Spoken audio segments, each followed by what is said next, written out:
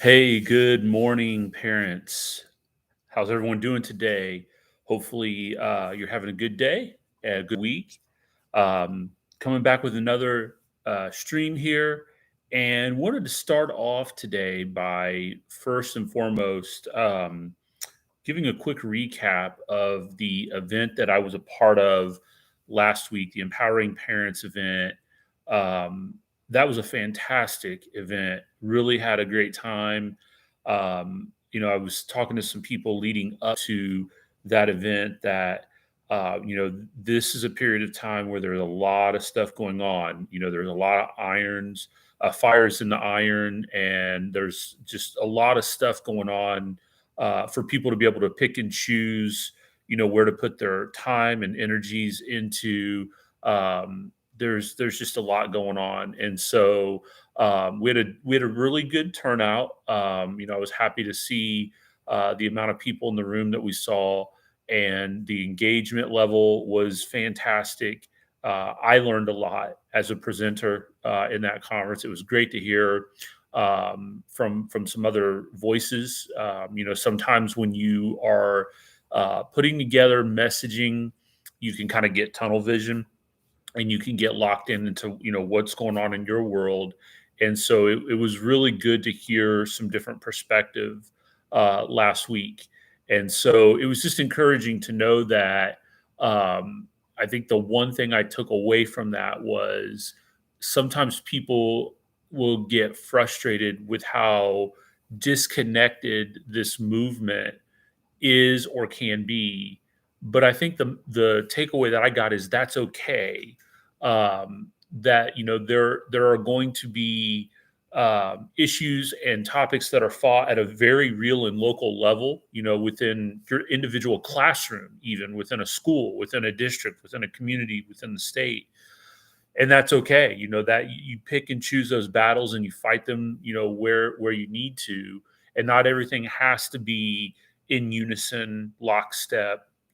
Including all peoples that are going through things, because everyone's situation is unique and different.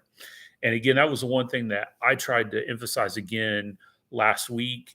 Was I think that no matter what the long term worldview is for those who are engaged in this movement of parental rights and having control of education as it relates to your family and your children, you know, I want what is best for each individual family. And I think, in my opinion, what that means is there has to be choice at the very foundation of what we are doing. We have to fight for anything and everything that would give an individual family the right to select an educational pathway that is best for them and their family. And I've been very clear in saying that could mean it's a local public school. I've never advocated for me personally wanting to, obviously close or shut down our public school system. Um, I think if the market was open for competition, that might happen.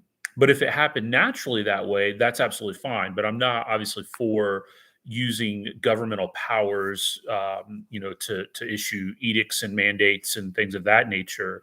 I just want government to get out of it, and I want parents and families to be able to choose. So I think that's what I kind of stepped away from last week, feeling kind of reinvigorated with by hearing some different perspectives, which was really cool. And so that kind of led me. I wanted to talk very briefly about that today. And then that also led me to, I happened to just stumble across a tweet that I found last night as I was going through my Twitter timeline. One of the great follows on social media is Corey DeAngelis. If you're not familiar with Corey, Corey does some fantastic work. I mean, he does yeoman's work. He is out in the head of the front lines nationally on school choice. He's got tons of great information, does a lot of research, holds people's feet to the fire. And so, anyway, last night he had retweeted something out of the state of North Carolina that was going on. And there was a senator from North Carolina, and this is the tweet that he put out. He said, in an exchange on the Senate floor, this is of the state of North Carolina, Senator Robinson accused me and my wife, who successfully homeschooled our children, of not being educators. And so then he said, is it the North Carolina Senate Democrats' position, and he tagged them, that homeschooling parents are not educators? To which they replied, surely you cooked your family dinner over the years. We still wouldn't call you a chef. So obviously they made their position well known. And so I started thinking about that a little bit more. And, my kind of ideas and the development of how I view who or what an educator is has changed dramatically. And again, not to bore you to death with details, but those who may have been following any of my work for a while might know that I'm a non traditional educator. So I got an undergrad degree in marketing, and I worked in sales and marketing for about the first 5 years of my career, and then had a transition to teaching program that I entered into and became an educator. So I have worked in professional careers outside of the world of education. So I do feel somewhat uniquely qualified to comment on this. And it's always been something that has been a battle line issue related to this kind of notion of, treating educators as professionals. And I heard this so many times when I was in public schools, teachers who lamented the fact that they weren't treated as professionals. I even remember early in my career, there was a teacher in the lunchroom. We were having lunch together, and she was lamenting that. Can you believe that a parent would have the audacity to just show up at the school and want to sit in on one of my classes? It's like, I deserve to be called and emailed and appointment set and this, that, and the other. And I was just kind of sitting there observing and listening. And I was thinking, like, okay, remove yourself from the educator position for just a second.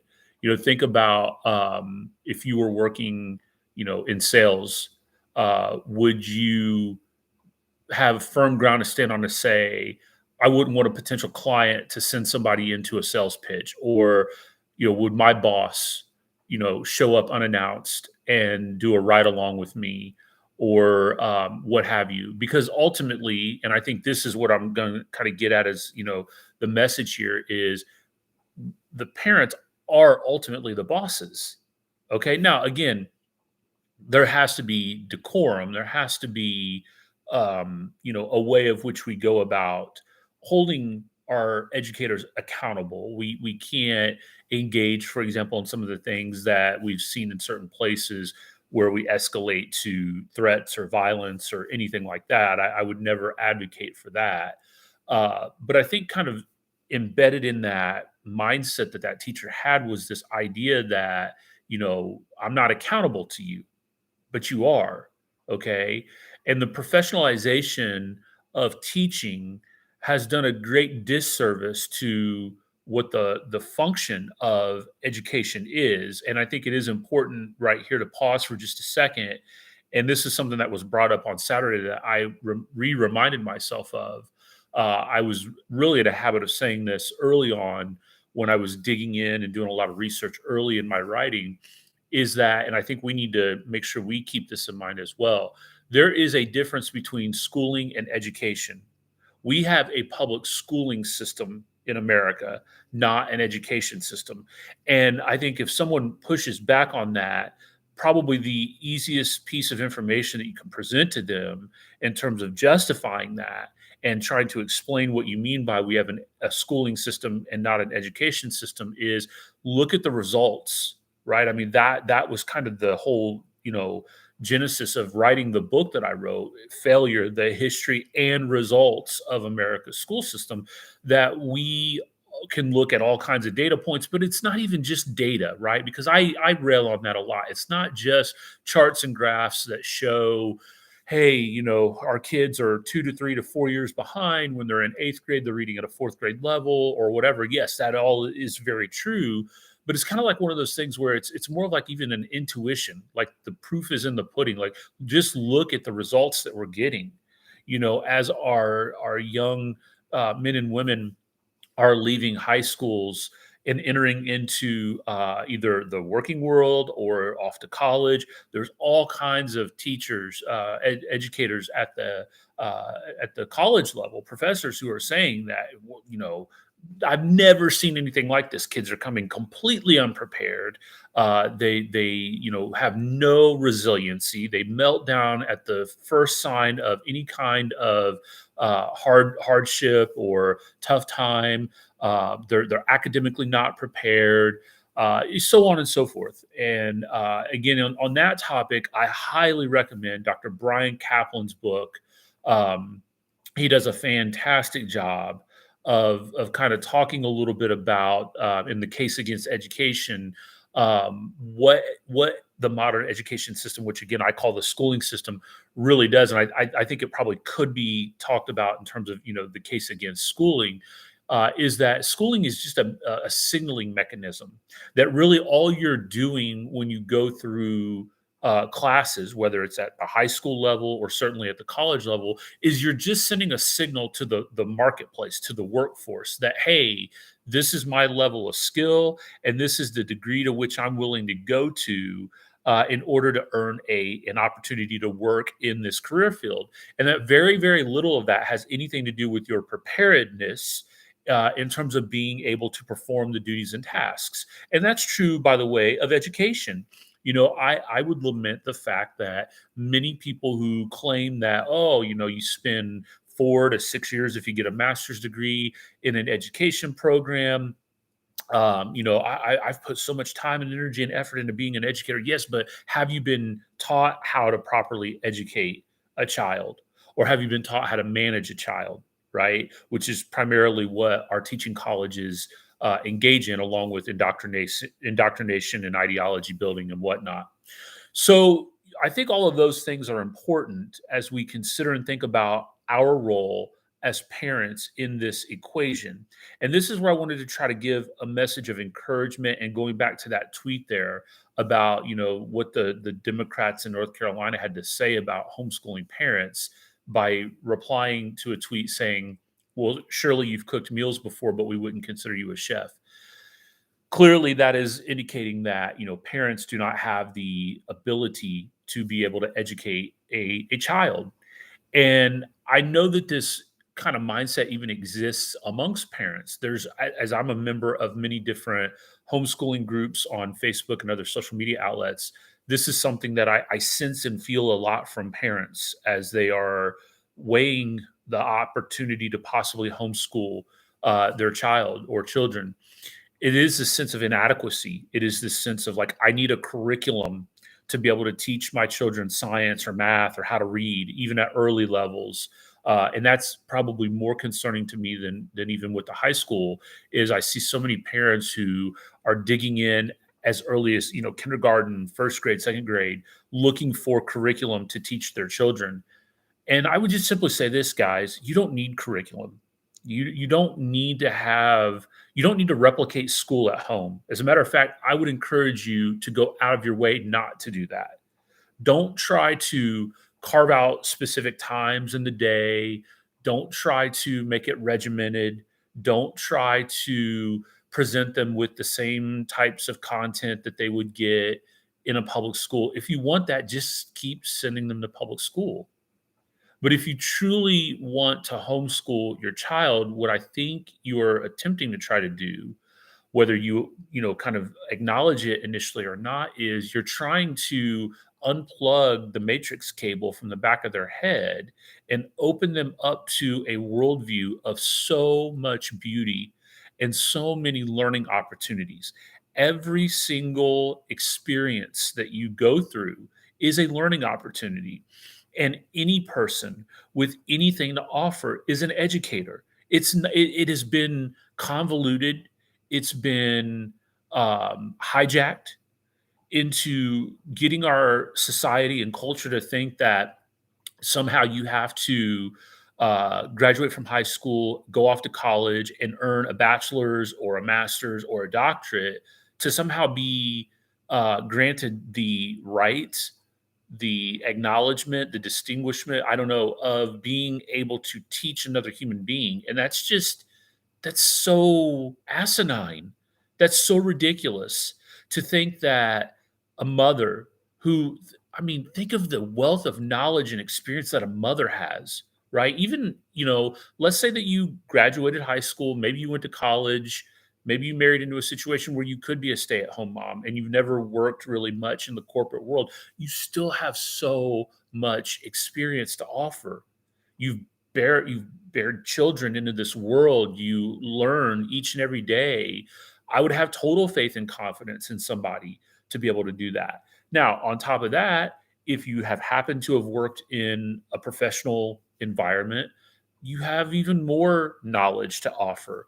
You can connect your children with other people in this world that can fill in the gaps on things if you need it. There are so many opportunities out there just through travel, just through the world around us. Parks.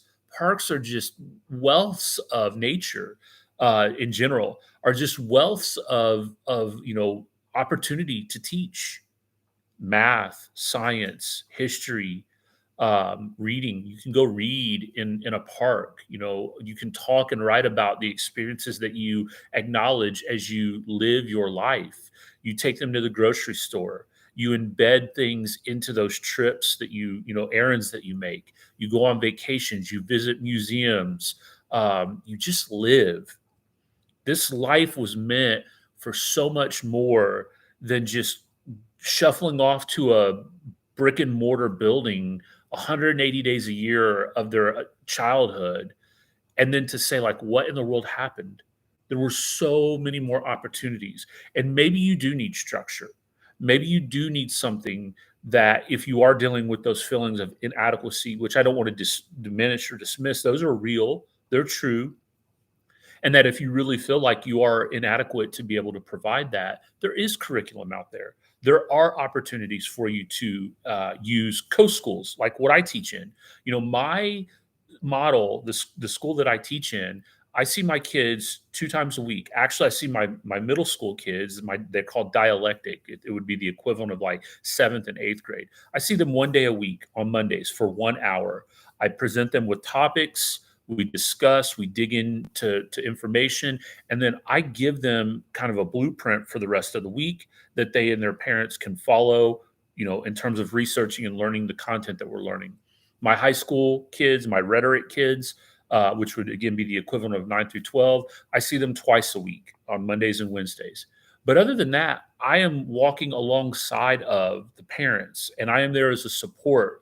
I by no means have this superiority complex that because I happen to have a master's degree in education, that I am somehow infinitely wiser or more qualified to educate their child than they are. I just happen to be a support.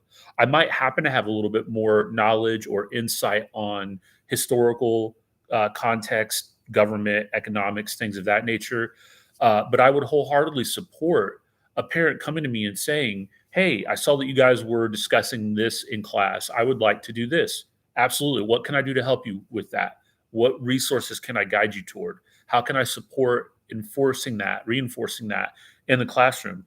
So there are models out there to help you. Co-ops are fantastic because they're a way to bring homeschooling families together and exchange ideas. And again, if you need even more structure than that, there are full-on private schools and other hybrid options that are out there. And so, again, I want to, re-emphasize this. Don't hesitate. Don't let the world tell you that you aren't an educator. John Taylor Gatto said, teaching is a function. Anyone with anything to offer is a teacher. And he talks a lot about the fact that the professionalization of education has done a tremendous amount of harm to understanding that concept and that aspect. I think that one of the greatest banks of knowledge, and I see this a lot with my kids, are their grandparents. What a wealth of knowledge and experience, both in terms of content, but really just teaching them about life. teaching them life lessons, things that even I, who will be 43 this year, haven't seen or don't know how to teach. And so use the network of people that you have, whether it's family, community, friends, church, whatever it is. That is the greatest curriculum, in my opinion, that we can offer. And yes, absolutely. When you cook that meal, you are a chef. You may not be Emerald, right? You may not be Gordon Ramsay, but you are a chef in your child's eyes, and you are cooking a meal, and you are showing love, and you are supporting them, and you're setting an example, and you are teaching them what it looks like. You're modeling. And our children are watching us intently, and they are seeing how we model the way in which we interact with people, how we learn, where we put our time and energy and effort in, how we react to certain situations. That is education. Okay. Not, can I take a worksheet and complete it and turn it in on time and then regurgitate that on the test? Oh, and by the way, I'm going to forget all of this within 6 months. That's the model that we have built upon, and then we wonder why our children are graduating our schools with without the skill sets that they need to be successful. So again, guys, I really want to encourage you, uplift you, to look for what is right. And obviously, you have to be comfortable. I mean, you can't. You have to be. What I mean by that is you have to be comfortable with your decision. It may feel uncomfortable to do it, but you have to be fully into making the decision. You can't just throw caution to the wind and go in without a plan. That's not what I'm saying. But what I am saying is that overcome your fears, use the resources that you have.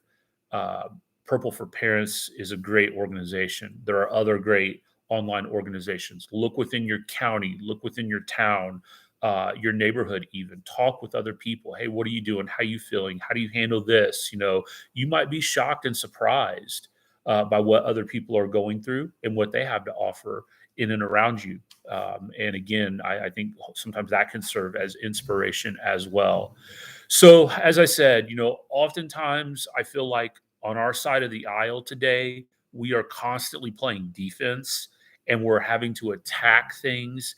And that can come across sometimes as having a negative connotation to it, right? That we're always negative, we're always tearing things down, we're always trying to, deconstruct things. Let's build something up, let's construct something, right? Instead of having to try to tear something down. Sometimes that's going to call for a removal from the system.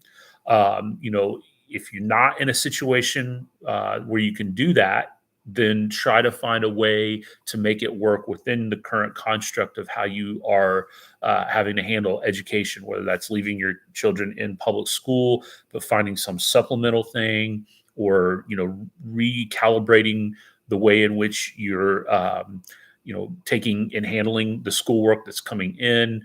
But there are a lot of options out there. And as I told those who showed up to the Empowering Parents event on Saturday, I know I speak for myself, and I'm sure others as well, that there are resources out there to help you.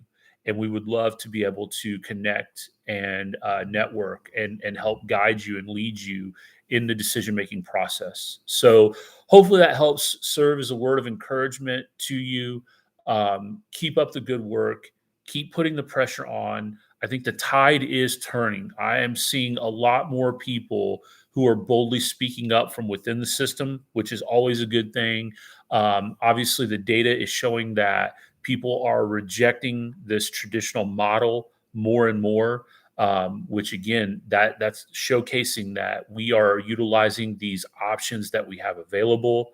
Again, if you feel like the public school system is working for you, but you are looking for just minor tweaks, again, reach out to people, ask questions, network, and hopefully you can find a solution that works best for you and your family. So that's all I got for today. Again, I will be speaking at another event coming up in October. I'll give some more detail. That will be a Purple for Parents event specifically that I will be speaking at there. I'm excited about that. And again, continue to work on my writing and everything. And I appreciate the following and support that you guys have shown over time. If there's anything that I can do, feel free to reach out and let me know. But otherwise, have a great rest of the day. Have a great weekend, and we'll see you soon.